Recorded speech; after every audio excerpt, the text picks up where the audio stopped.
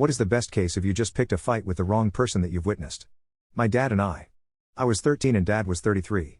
I was in puberty and starting to grow. This was summer of 1973. It was a Saturday morning. We were living in a huge apartment complex. In a breezeway close to my apartment, this bully came around the corner. So far all he had done was talk shit to me. He was a fat kid with 40 to 50 pounds on me and a head taller. I was a little scared.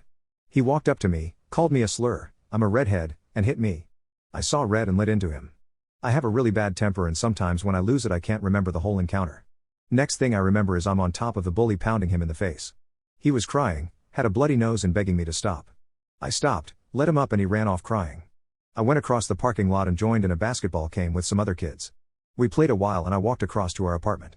Right outside the apartment here comes the kid and his dad. His dad grabs me and throws me up against the fence to our patio. He starts yelling at me and tells me if I ever lay a hand on his kid again he's gonna beat my ass. He let me go and I ran inside and was scared and acting panicked. Dad asked me what was wrong. I told him the whole story. He asked if I know where they live. I took them to their apartment on the other end of the complex. Dad knocked on the door and the father answered. Dad looked at me and I nodded. Next thing I know Dad has him by the scruff of the neck. He yanked him out the door and slammed him against the wall. I remember Dad asking him how it felt. The guy didn't answer and he slapped him in the face.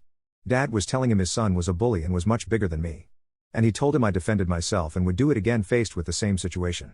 Every time the guy would struggle Dad would slap him in the face and tighten his grip. He told him that if he ever laid a hand on me again he was coming back and was gonna beat the daylights out of him.